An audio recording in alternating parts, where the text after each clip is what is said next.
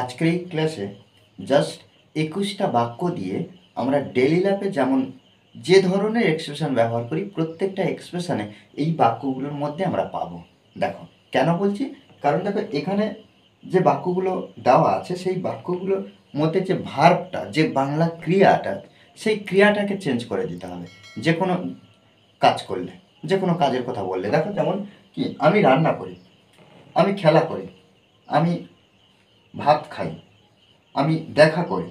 দেখো প্রত্যেকটা বাক্যের মধ্যে যে ভার্বটা ব্যবহার করা আছে সেই ভার্বটা কিন্তু আমরা যদি চেঞ্জ করে দিই একইভাবে আমরা সুন্দরভাবে তৈরি করতে পারবো। দেখো এখানে কিছু কিছু বাক্য দেখো, প্রত্যেকটা বাক্য আমি অবশ্যই রান্না করতে পারবো, আমি অবশ্যই সেখানে যেতে পারবো, আমাকে রান্না করতে হয়, আমাকে রান্না করতে হবে, আমাকে রান্না করতেই হবে। দেখো এই যে করতেই হবে, আর এখানে দেখো আমাকে রান্না করতে হয়েছিল, দুটো হবে। আর এখানে দেখো আমাকে রান্না করতে হয়েছিল, আমাকে রান্না করতেই হয়েছিল। আমি রান্না করতে সাহস করি, আমার রান্না করা প্রয়োজন, আমার রান্না করা উচিত ছিল। দেখো এগুলো আমাদেরকে একটু দেখতে হবে। দেখো জাস্ট এখানে রান্না করা আমরা ভার্ব জানি, কি ভার্ব না কুক।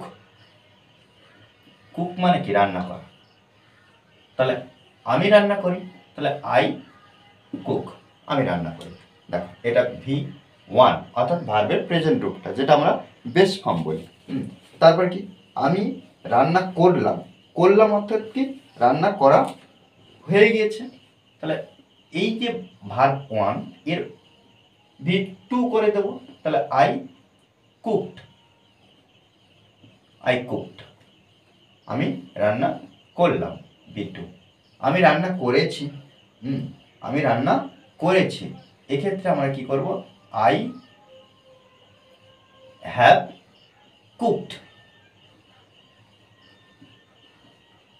আই হ্যাভ কুকড, আমি রান্না করেছি, আমি রান্না করেছিলাম। এক্ষেত্রে দেখো এটাও কিন্তু এই যে হ্যাভ ব্যবহার করার জন্য কি হলো, এই ভার্বটা V3 হয়ে গেল, এটা present perfect tense, present perfect tense, past perfect, present perfect, past perfect. I had cooked, এক্ষেত্রেও আমরা V3 ব্যবহার করলাম। আমি রান্না করব, দেখো এই যে রান্না করব এই ভার্বটার সঙ্গে ব যুক্ত আছে, ব যুক্ত থাকার জন্য আমরা শুধুমাত্র কি করব, উইল ব্যবহার করব, উইল বা শ্যাল।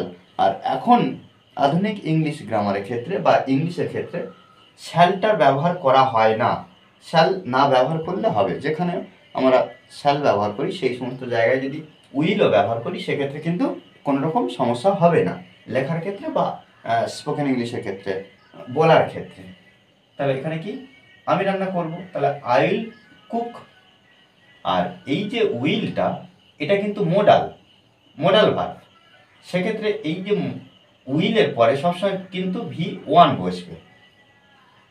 আমি রান্না করতে পারি, এই যে পারি এটাও একটা মডাল, কি আই ক্যান কুক, এক্ষেত্রেও আমরা কি করব না V1 ব্যবহার করব, আই ক্যান কুক, আমি রান্না করতে পারি, আমার রান্না করা উচিত। উচিত অর্থ আমরা জানি কি, should, SHOULD, I should cook. দেখো আই শুড কুক, আমার উচিত রান্না করা, তাহলে আমার রান্না করা উচিত, আমি রান্না করতে পারতাম। এই যে পারতাম, পারি ইংরাজি কি ক্যান, পারতাম ক্যান থেকে কুট করব, I could cook. Okay, I could cook, আমি রান্না করতে পারতাম, আমি অবশ্যই রান্না করতে পারবো। সেক্ষেত্রে কি করব, মাস্ট ব্যবহার করব, I must, I must cook. Okay, I must cook, আমি অবশ্যই রান্না করতে পারবো। আমি রান্না করতে চাই, এক্ষেত্রে আমরা কি করব, I would like to cook. দেখো এই যে উড লাইক টু মানে কি চাওয়া, আই উড লাইক টু, এখানে আমরা ওয়ান্ট টু ব্যবহার করলেও চলবে। আই ওয়ান্ট টু কুক, আমি রান্না করতে চাই, আই ওয়ান্ট টু কুক, বা I would like to cook, আমি রান্না করতে চাই, আমাকে রান্না করতে হয়। দেখো হয়, যখন হয় অর্থ তখন কি করতে হবে, সাবজেক্টের পরে অ্যামিজারের মধ্যে যে কোনো একটা ব্যবহার করতে হবে, করে টু ব্যবহার করতে হবে। যেমন I am to, I am to, তারপরে ভার্বে এই যে টু যুক্ত থাকার কারণে আমরা এই যে কুক, এটা ভার্ব তো বি ওয়ান ব্যবহার করব। I am to cook. আমাকে রান্না করতে হবে, এই যে হবে বাধ্যতামূলক, তখন আমরা কি করব, হ্যাভ টু ব্যবহার করব। I have to cook, I have to cook. আমাকে রান্না করতেই হবে, এই যে আমাকে রান্না করতে হবে, আমরা শুধু আচ্ছা হ্যাভ টু ব্যবহার করব। Have to, I have to cook, I have to cook. আর আমাকে রান্না করতেই হবে, সেক্ষেত্রে আমরা কি করব, must have to, must have ব্যবহার করব। I must have to cook. Okay, দেখো এখানে এই দুটো খেয়াল রাখতে হবে, আমাকে রান্না করতে হবে, আই হ্যাভ টু কুক, আমাকে রান্না করতেই হবে অবশ্যই, মাস্ট হ্যাভ টু আমরা এই জন্য ব্যবহার করলাম।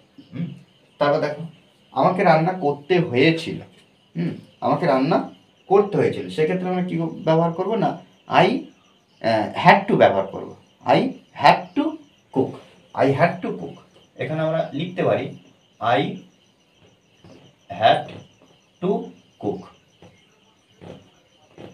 ওকে, I had to cook, I had to cook, আমাকে রান্না করতে হয়েছিল। জাস্ট এখানে দেখো এই পজিশনে একটু দেখো তো, আমাকে রান্না করতে হবে, I have to cook, I have to cook, আর আমাকে রান্না করতে হয়েছিল, এই যে হ্যাভের পাস্ট ফর্মটা কি করলাম, হ্যাড করলাম। আমাকে রান্না করতে হয়েছিল আর আমাকে রান্না করতেই হয়েছিল, তাহলে আমরা এই এক্সপ্রেশনের ক্ষেত্রে আমরা কি করতে পারি, must have to cook, I must have to cook, আমাকে রান্না করতেই হবে, হ্যাভ ব্যবহার করেছি, আমাকে রান্না করতেই হয়েছিল, সেক্ষেত্রে আমরা কি করতে পারি, আই আচ্ছা I must have to cook. Okay, দেখো আই মাস্ট, এটা কিন্তু MUST। আমি রান্না করতে সাহস করি, সেক্ষেত্রে কি করব, I dare to cook.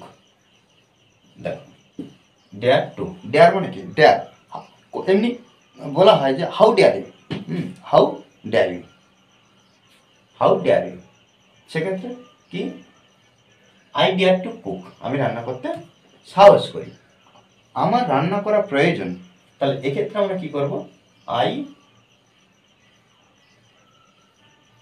Need to cook. Okay, I need to cook, আমার রান্না করা উচিত ছিল, এই যে উচিত অর্থ কি, শুড, তাহলে উচিত ছিল, শুড হ্যাভ ব্যবহার করব, তাহলে আই শুড হ্যাভ, হ্যাভ। আচ্ছা যেহেতু এখানে দেখো শুড হ্যাভ ব্যবহার করেছি, সেহেতু আমরা কি করব না, ডাইরেক্ট কি করব, V3 ব্যবহার করব, কুকড। তাও দেখো আমার রান্না করতে ইচ্ছা করছে, সেক্ষেত্রে এই যে ফিল লাইক ব্যবহার করব, আই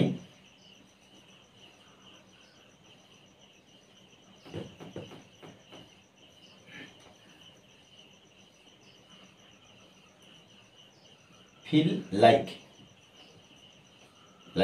কুকিং। ওকে, দেখো আমার রান্না করতে ইচ্ছা করছে, আই ফিল লাইক কুকিং। আমার রান্না করতে সমস্যা হচ্ছে, সেক্ষেত্রে আমরা কি করব, আই অ্যাম হ্যাভিং প্রবলেম।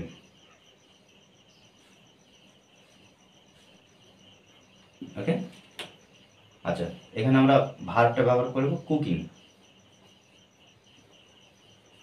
ওকে, কি হবে যদি আমি রান্না না করি, এই যে কি হবে এর জন্য কি করব, হোয়াট ইফ, কি হবে যদি, আচ্ছা হোয়াট ইফ অর্থাৎ কি হবে যদি, কি হবে যদি আমি রান্না না করি? তাহলে আই ডোন্ট কুক, আই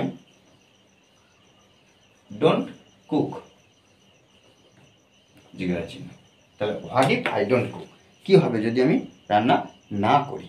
দেখো এভাবে কিন্তু আমাদের প্রত্যেকটা এক্সপ্রেশন ট্রান্সলেট করতে হবে, আমাদেরকে বারবার প্র্যাকটিস করতে হবে। মনে রাখতে হবে যে প্র্যাকটিসের বিকল্প কিছু নেই। ওকে, আর এই ক্লাসটি যদি ভালো লাগে অবশ্যই লাইক কমেন্ট শেয়ার।